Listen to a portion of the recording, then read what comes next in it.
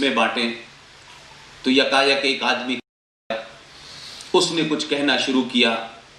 बहुत उसके बारे में यह नहीं था कि वो बड़ा ज्ञानी आदमी था, बड़ी बड़ी डिग्रियां उसके पास नहीं थी, जैसे 10 साल एक सरदार जी के पास डिग्रियां थी।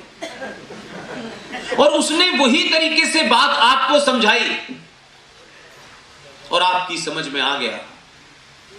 और जब आपकी समझ में आया तो आपको पहली बार यह एहसास आपके देश के लोगों ने नहीं दिलाया, प्रोफेसर्स ने नहीं बताया, पत्रकारों ने नहीं बताया, इंटेलेक्चुअल्स ने नहीं बताया, धार्मिक लीडरों ने नहीं बताया। तब भी दुनिया आपके उस पुरुषार्थ को जानती थी, जो दुनिया में आपको आज भी सैल्यूट करते हैं, जो ये जानते हैं कि ये कौन लोग हैं, इनकी क्या बैकग्राउंड है, इनका क्या डीएनए है। उसमें कुछ लोग दुनिया में हैं आज भी ईमानदार। आप अपने देश में उनकी मूर्ति लगाएं या न लगाएं, आपके राजनीतिक एजेंडे हो सकते हैं कि ये मूर्ति लगाने से वोट ज्यादा मिलेगा, इसको लगाने से नहीं मिलेगा, तो आप इस गुणा भाग में रहें। लेकिन दुनिया इस गुणा भाग से, सभ्यता इस गुणा भाग से नहीं चलती। 2014 में जो भी रिजल्ट आया, मैं न किसी की शान में कुछ कहना चाहता हूं, न किसी के विरोध में। जो घटना है ऐतिहासिक, उसको उस पस मंजर में देखना चाहता हूं और उसी में रखना चाहता हूं आपके सामने। 2014 के नतीजों को हम तमाम सारे लोग बड़े लिबरल हैं, हजारों अखबार हैं हमारे यहां, हजारों टेलीविजन हैं, और हर आदमी कहता है कि सच, सिर्फ सच ही दिखाता है, लेकिन वही सच नहीं मिलता। एक अखबार ने दुनिया के सबसे पुराने लोकतंत्र में, उस अंग्रेजी अखबार ने अपने एडिटोरियल में लिखा। यह हिम्मत है कुछ लोगों में, इसलिए कि वो जानते हैं आप कौन हैं, इसलिए उन्हें आपके अच्छा और बुरे होने में कोई इंटरेस्ट नहीं है, क्योंकि उनको भी मालूम है कि हमारा वजूद भी इन्हीं की वजह से है। वो इस बात को जानते हैं और कहने से शर्माते नहीं हैं। यह बात अलग है कि आपके यहां कोई 25-30 करोड़ लोग सुबह शाम यही बताते हैं कि हमने तुम पे राज किया है, तुम तो गुलाम हो, तुम्हारी औरतें तो हमारे हरम में रहा करती थी, तुम्हारे मर्द तो हमारी गंदगी उठाया करते थे। वो उसी अंदाज में सोचते हैं, लेकिन गलतफहमी उनको भी दूर हो रही है इस बार। इसीलिए अमेरिका के एक अखबार ने अपने एडिटोरियल में लिखा, जो दुनिया का सबसे बड़ा अखबार है, उसको भारत के हिंदुओं से, मुसलमानों से, सिख से कुछ नहीं लेना देना। उसने अपने एडिटोरियल में लिखा कि हिंदुस्तान में 70 साल के बाद 2014 में एक ऐसी सरकार आई है जिसे हम भारतीय सरकार कहते हैं। क्या ये लाइन लिखने के लिए या ये सोच के लिए कुछ अजब किस्म का पत्रकार बनना पड़ता है? तो इतने दानिश्वर सुबह से लेकर शाम तक टेलीविजन पे कोई स्यापा करते रहते हैं दुनिया जमाने। ये लाइन किसी के मुंह से सुनी आज तक आपने? या अमेरिका को हमसे कुछ चाहिए, या भारत की चापलूसी करनी है? अभी भी लोग हैं। मैं ये बात बार बार इसलिए रिमाइंड कराना चाहता हूं आपको, अभी बहुत कुछ होना बाकी है। एक बात ध्यान रखिएगा, जो परिवार का पुरुष होता है ना, या जो परिवार की महिला होती है, जो घर से बाहर निकल के नौकरी करने जाती है, मैं यहां से कहूंगा, अपनी बात तब वहां तक पहुंचा दूंगा। जो घर से बाहर निकल के जाएगा, अगर उसके बैक ऑफ माइंड में यह है कि मेरे घर के निकलने के बाद मेरा घर कैसे होगा, लुट ना जाए, टूट ना जाए, उसमें गुंडे ना आ जाएं, सब लोग अपनी जगह मुस्तैद रहेंगे नहीं रहेंगे, अगर इस टेंशन में वो जाएगा तो ना ईमानदारी से वो नौकरी नहीं कर पाएगा। जिसको चुना है आपने 2014 में, हल्का हल्का सा विश्वास था कि समाज कुछ पता नहीं कैसे रिस्पॉन्ड करेगा। बहुत लोगों ने यह आरोप लगाया कि ईवीएम को हैक कर लिया है, ये कर लिया है, वो कर लिया है। आपके ऊपर बड़े सारे ऐसे काम हुए जिसमें आपकी नाराजगी हो सकती है, मेरी नाराजगी हो सकती है, लेकिन जिस ईमानदारी के साथ मैं और पूरी टीम कहती है, देश के लोग भी ये बात कहते हैं, और मैं समझता हूं कि हर घर के अंदर अच्छा दौर भी आता है, बुरा दौर भी आता है। हम सब ने अच्छे दिन भी देखे हैं, बुरे दिन भी देखे हैं। क्या हम एक ऐसे मोड़ पे खड़े हुए हों जहां राष्ट्र करवट ले रहा हो, उस वक्त हमको छोटी छोटी अपनी घटनाओं में मुतला होना चाहिए। मुझे ये नहीं मिला, मेरे साहब ब्रदर जी ऐसा कर दिया, मेरी स्लैब नहीं बढ़ाई, इन्होंने जीएसटी क्यों लगा दिया, इन्होंने इनकम टैक्स, ये तो पहले भी हो रहा था, बाद में भी हो रहा था, इसके बाद भी होगा। लेकिन ये जो लम्हा आया है 1000 साल के बाद, ये दोबारा नहीं आएगा।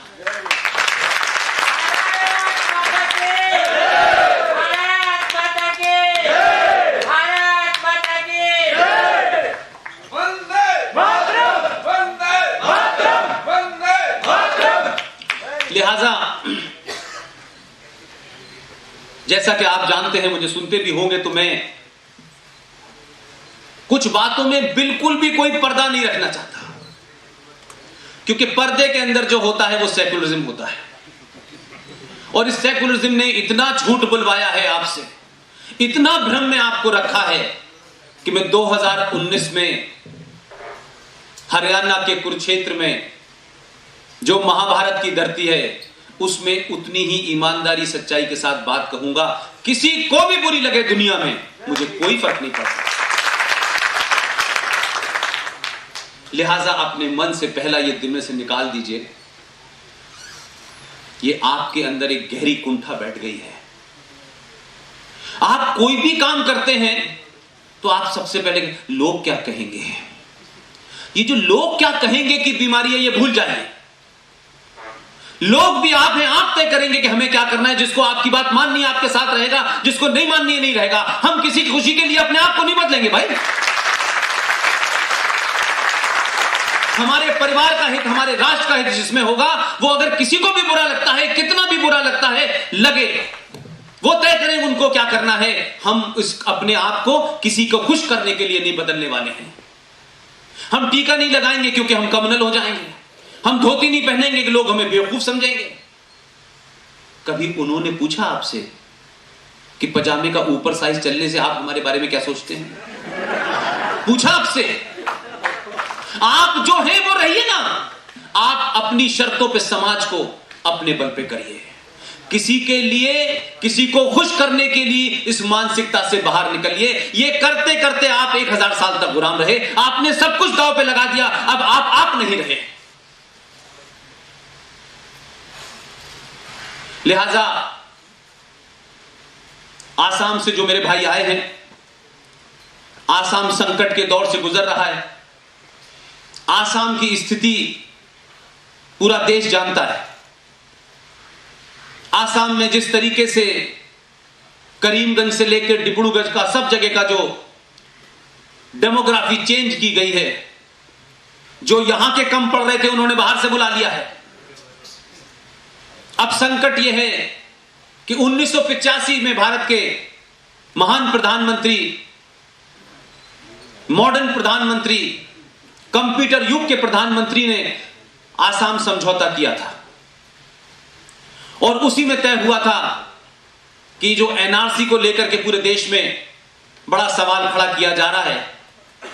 यह अलग बात है कि भारतीय जनता पार्टी एनआरसी की बात करे तो कम्युनल है, मुसलमान विरोधी है, और राजीव गांधी करें तो यह सेकुलरिज्म है। आपके शहर में और आपके राज्य में 15 से 20 डिस्ट्रिक्ट में हिंदू माइनॉरिटी में हो गया है। बाहर वालों को लाके किया गया। जो लोग 1985 में इसके बनाने की बात कर रहे थे, आज आप सोचिए कि 1985 से लेकर के आज उस पे इंप्लीमेंटेशन हो रहा है, तो कितने साल गुजर गए? 30 साल। इस 30 साल में जायज नाजायज हजारों शादियां आसाम में हो गई हैं। उन बांग्लादेशी मुसलमानों ने भी की हैं, उनके बच्चे हो गए हैं। अब सवाल यह हो रहा है कि देखिए, हमारे तो चाचा जो थे फौज में थे, भाई इस 30 साल में बहुत कुछ बदला है। एक भारत के राष्ट्रपति थे जिनका नाम था फखरुद्दीन अली अहमद खान। यह बात अलग है कि हरियाणा के लोगों को आजकल फखरुद्दीन का नाम ज्यादा याद है। फखरुद्दीन अली अहमद के बारे में आसाम की उस वक्त की सरकार ने लिखा था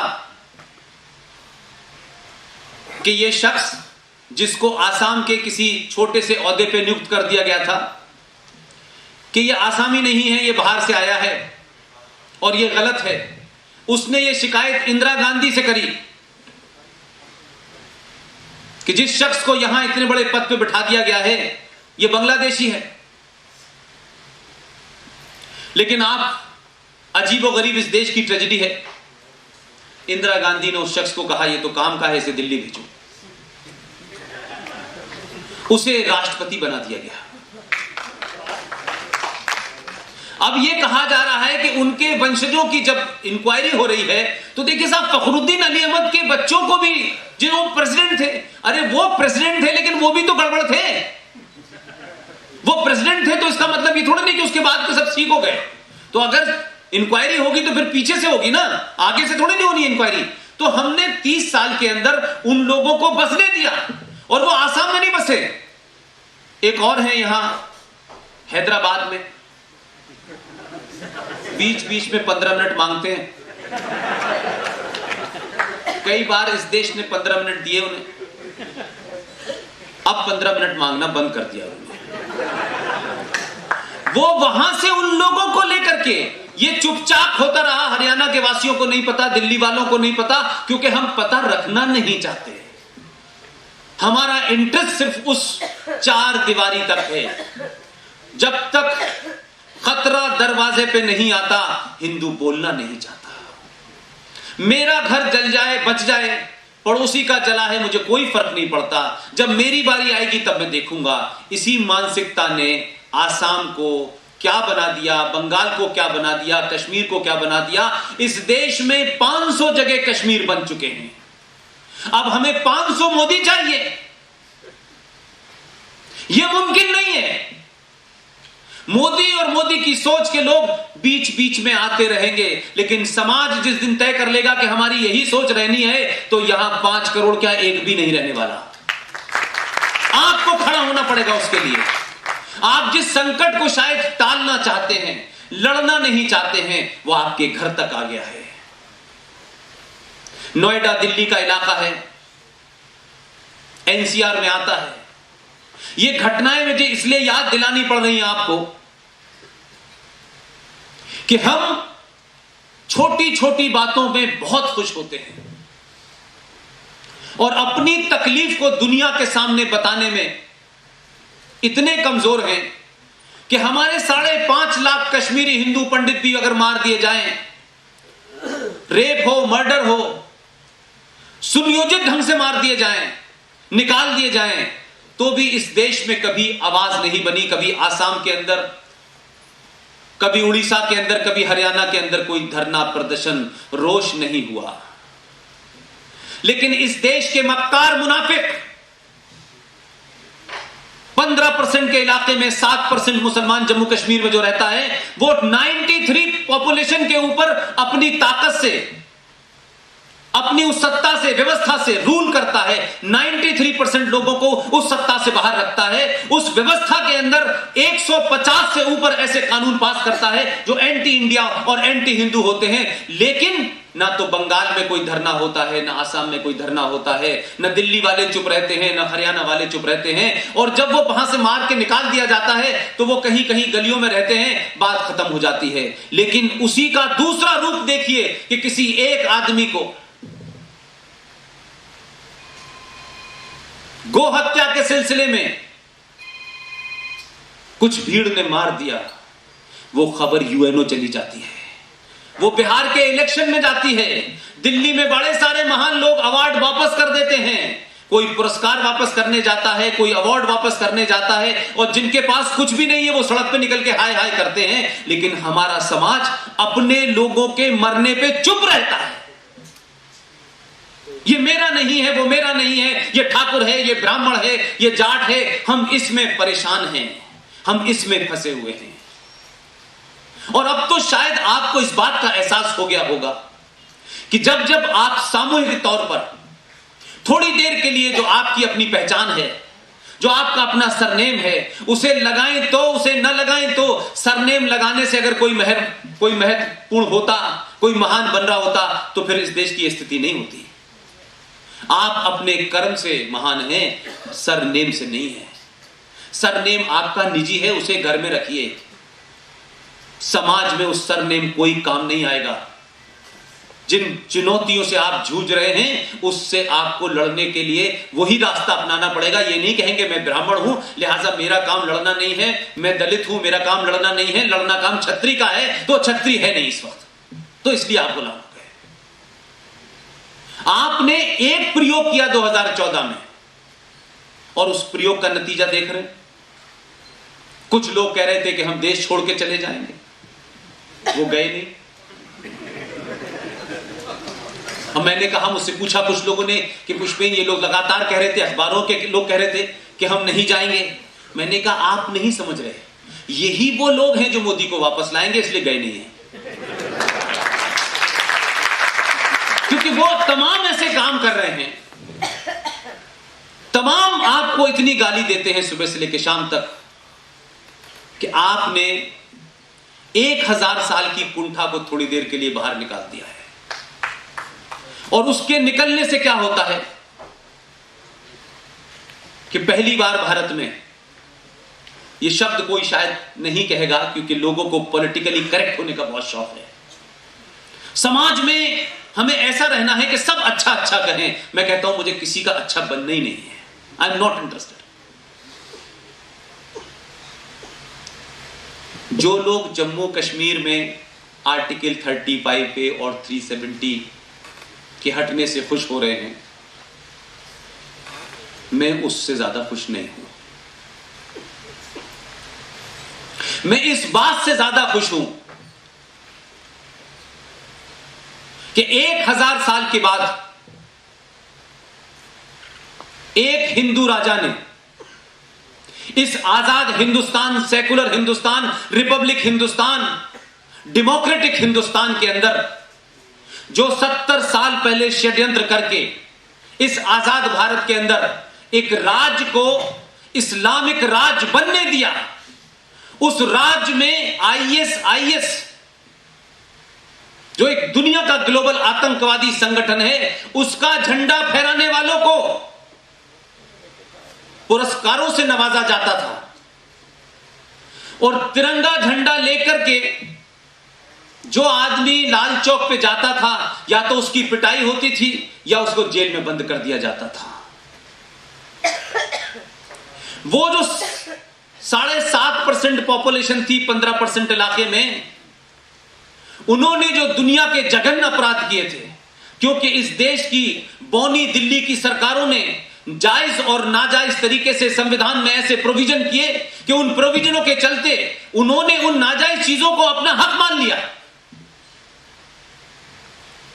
लिहाजा मैं मानता हूं कि 1000 साल के बाद एक हिंदू राजा ने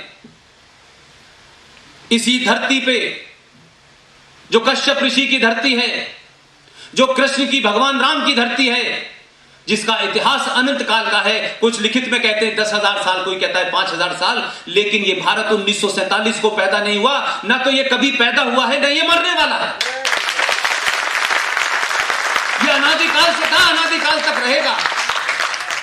उस देश में पहला राजा आया और उसका समाज उसके साथ मजबूती से खड़ा था। इसीलिए उसने इस धरती पे जो नाजायज काम हो रहे थे, जिन्होंने कश्यप ऋषि के वंशजों को उन्हीं की धरती पे, सड़कों पे, गलियों में बलात्कार, मर्डर करा, इस्लाम का नाम लेके, मस्जिदों का इस्लाम का इस्तेमाल करके आपने जिन लोगों को बाहर निकाला, इस राजा ने 1000 साल के बाद इस धरती पे पनपने वाले इस्लामिक राज को कुचल दिया।